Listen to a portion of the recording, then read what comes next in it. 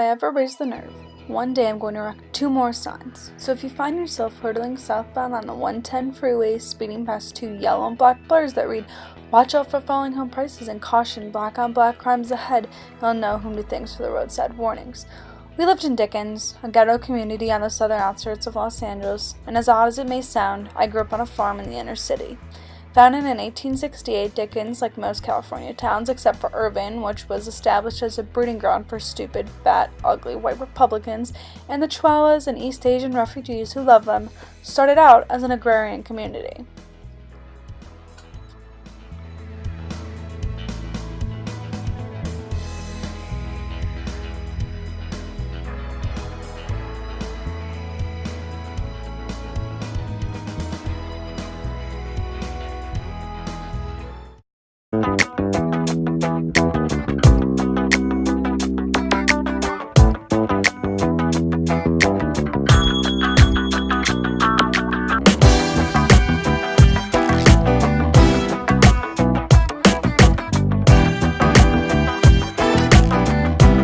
One of the many sad ironies of African American life is that every banal, dysfunctional social gathering has to be called a function, and Black functions never start on time, so it's impossible to gauge how to be fashionably late without taking a chance of missing the event altogether.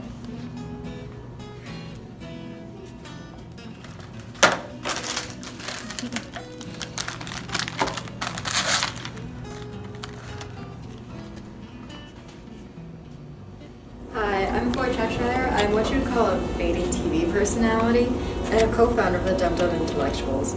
Some people might call me vain, but I would rather use the term self-loving because everyone needs a little self-loving, right? Anyways.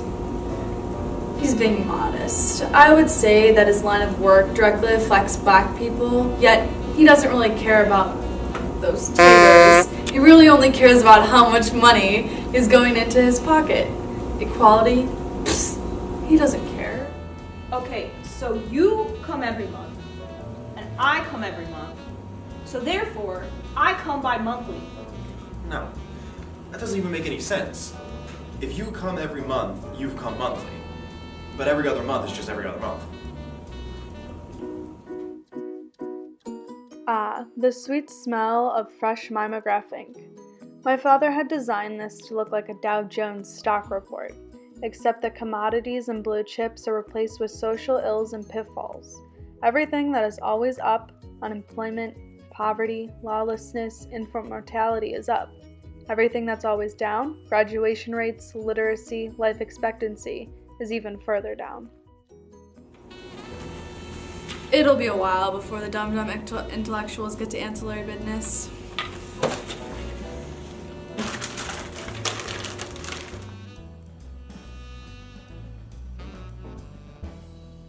One night, not long ago, I tried to read this book, Huckleberry Finn, to my grandchildren, but I couldn't get past page 6 because the book is fraught with the N-word.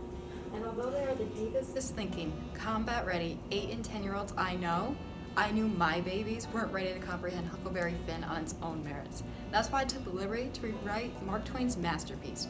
Where the repugnant N-word occurs, I replaced it with warrior, and the word slave with dark-skinned volunteer. That's right! I also improved Jim's diction, rejiggered the plotline a bit, and retitled the book The Pejorative Free Adventures and Intellectual and Spiritual Journeys of African-American Jim and his young protege, White Brother Huckleberry Finn, as they go in search of the lost Black family unit. Now, my eyesight isn't the best, but I think that African American Jim looks like Foy.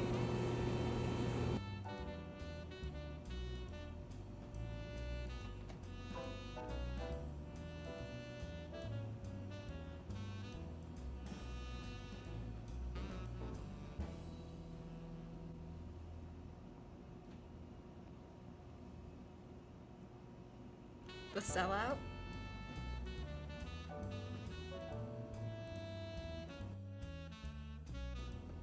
Here.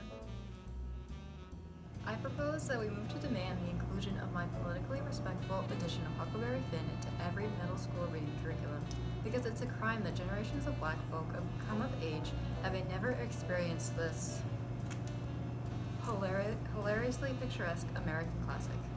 Hey, is it black folk or black folks? Which one is grammatically correct? I never know. the rest of the non-Dickensian flock belong to a scary subset of black lycanthropic thinkers I like to refer to as weretiggers. By day, weretiggers are erudite and urbane, but with every lunar cycle, fiscal quarter, and 10-year review, their hackles ride, and they slip into their floor-length fur coats and mink stools, grow fangs, and schlep down from their ivory towers and corporate boardrooms to prowl the inner cities, so that they can howl at the full moon over drinks and mediocre blues music. Now that his fame, if not his fortune, has waned, weretiggers, for Cheshire's foggy ghetto more of choice, is Dickens.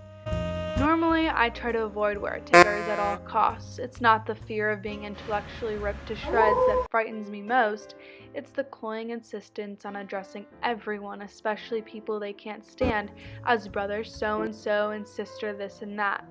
I used to bring Hominy to the meetings to alleviate the boredom, plus, he'd say the shit I was thinking. Why you ticks talk so black, dropping G's in your jams in here? But on your little public television appearances, you must sound like Kelsey Grammer with a stick up his ass. Where my little rascal movies at?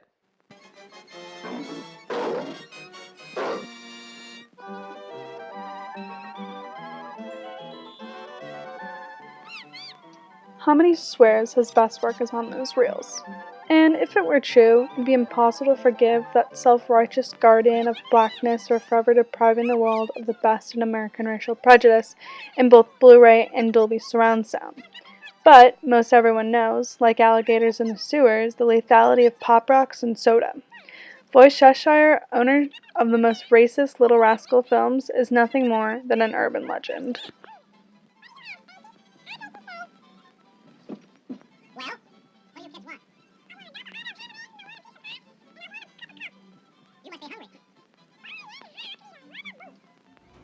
This is serious. Brother Mark Twain uses the N-word 219 times. That's 0.68 N-words per page in total. Hey, if you ask me, Mark Twain didn't use the word enough. Why blame Mark Twain? Because you don't have the patience or the courage to explain to your children that the N-word exists and that during the course of their sheltered little lives, they may one day be called a or even worse, deign to call somebody else a terrorist. No one will even refer to them as little black euphemisms, so welcome to the American lexicon. Your average black is morally and intellectually superior to the average white person. But no, these pompous dumb wanted to ban the word, disinvent the watermelon. They vow to never forget, and we want everything expanded from our record, sealed and filed away for eternity. We want someone like Boyce Cheshire to present our case to the world with a set of instruction that the jury will, disregard centuries of ridicule and stereotype and pretend the foregone in front of you are starting from scratch. The N-word is the most vile and despicable word in the English language. I don't think anyone would argue that point. I can think of a more despicable word than Like what? I don't know, like any word that ends in S, Eucharist, wish, poetess, actress, adulteress, fact checktress. I'd rather be called than giantess any day of the week. Problematic. The code word black thinkers used to characterize anything to anybody that makes them feel uncomfortable, impotent, and painfully aware that they don't have the answers to questions, and assholes like me. Why did you come here if you don't have anything productive to say? The donut intellectuals respect all input, and for those who don't know, the Sellout is the son of our founder. Sellout, say what you have to say.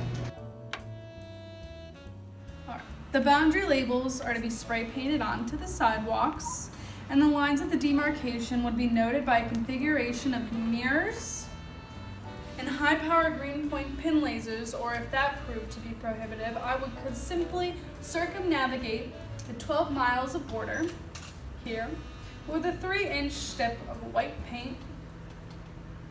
I'm bringing back the city of Dickens.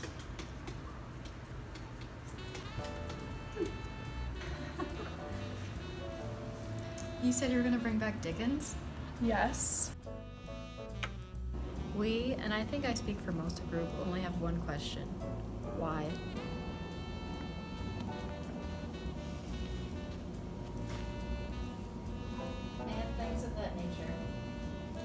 Finally. In all the time I've known Cuz, I've never had a real conversation with him beyond "no doubt, Tigger."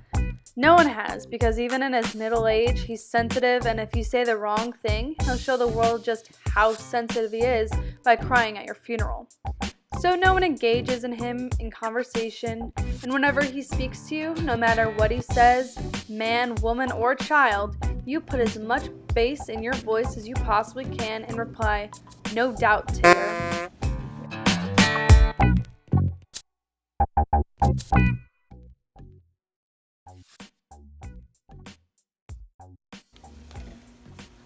You weren't enough for the whole race?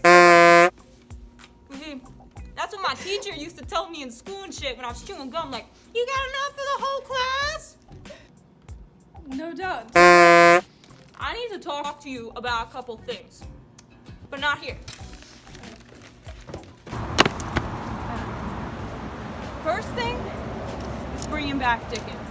I am thoroughly with that shit. It ain't but a couple of us who ain't from Dickens wasn't in there laughing. So set it off, cuz. Because if you think about it, why can't black people own Chinese restaurants? No doubt. Can I ask you a question, King Cuz? Cuz. Why do you go to these meetings anyway? Shouldn't you be out slanging and banging, or? It used to be I'd go listen to your father, rest in peace, that Tigger ran deep for real. But now I go in case these dum-dums get the notion to actually set foot in the hood, blowing up the spot. That way, I can at least give the homies some Paul Revere-like advance notice. Oneth by Land Cruiser, twoeth by C-Class Mercedes. The bougies are coming, the bougies are coming. Who's coming from where? Think about those black Chinese restaurants.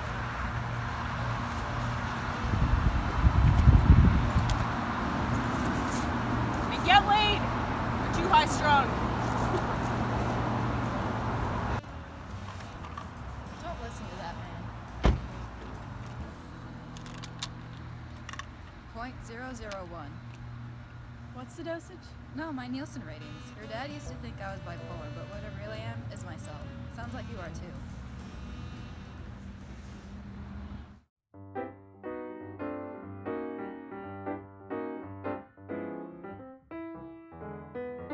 Since his cartoons had stopped airing, Foy had a series of morning talk shows. Each successive failure slotted at a time earlier and earlier in the morning, just as blood doesn't use the letter C because it's the first letter in Crip. Foy shows his gang affiliation by replacing the word fact with black, and he has interviewed everyone from world leaders to dying musicians on programs titled Black and Fiction to Black Totem. His latest installment was a nonsensical race forum on public access called Just the Black Ma'am. It aired at 5 o'clock Sunday mornings. Ain't but 2 tigers awake at 5 o'clock, but that of Foy Cheshire and his makeup artist. I once heard Mike Tyson say that only in America can you be bankrupt and live in a mansion. I know what you're up to. What am I up to? You're about the same age as your father when he died, and you ain't said anything in a meeting for 10 years. Why choose today to talk this nonsense about bringing Dickens back? Because you're trying to reclaim the dum-dums, take back what your father started. I don't know. Any organization that talks about the dangers of diabetes in a donut shop, you can have. Maybe I should have seen it then. My father had a checklist to determine whether or not someone was losing his mind. He said there were telltale signs of a mental breakdown that people often mistake for force of personality: aloofness, mood swings, delusions of grandeur. Apart from Hominy, who, like one of those giant redwood slices you see at the Science Museum, was an open book. I only know how to tell if a tree is dying on the inside, not a person. The tree sort of withdraws into itself. The leaves become splotchy, and sometimes there are cankers and fissures into the dark. The branches might be bone dry or soft and spongy to the touch, but the best way is to look at the roots. The roots are what anchors a tree to the ground, to hold it in place on this spinning ball of crap. And if those are cracked and covered in fungi, well, I remember looking at Foy's roots, a pair of expensive brown wingtips. They were scuffed and dusty. So given the rumors about his wife filing for divorce, the bankruptcy, and his talk show's non-existent ratings, Maybe I should have known. I've got my eye on you. The Dum Dum Dum is all I have left, and I won't let you mess this up.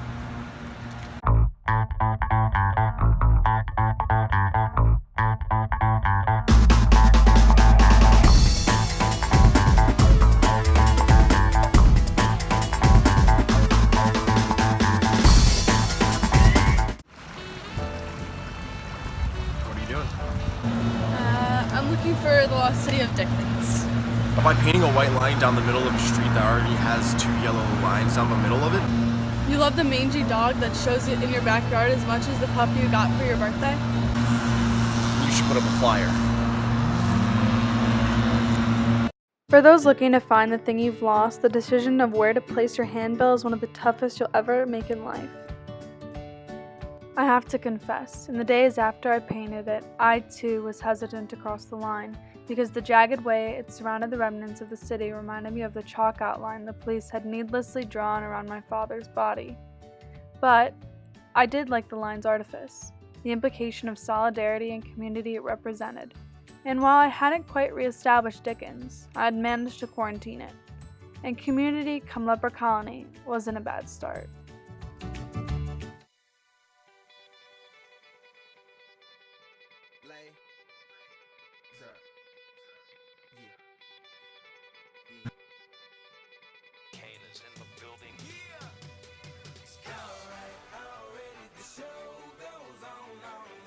But I couldn't get past page.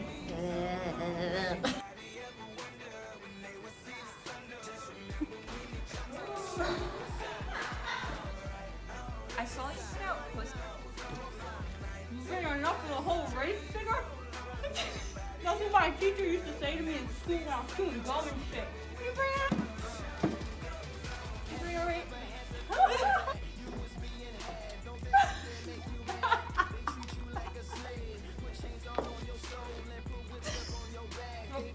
You bring enough for the whole race?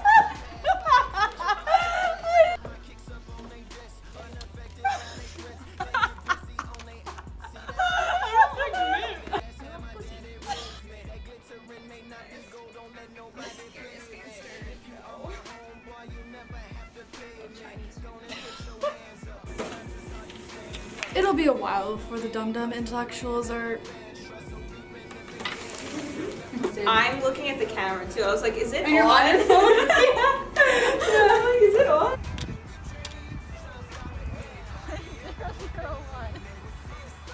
I think we should do that again.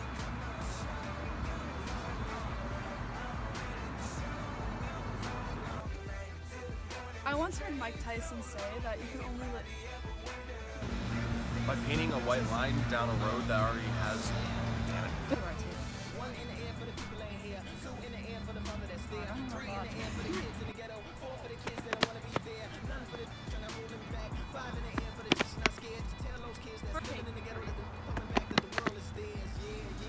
First things first is bringing back Dickens. Get those figures from the hood. First thing is bringing back Dickens. I am thoroughly with that shit. The first thing is bringing back Dickens. I am thoroughly with that shit.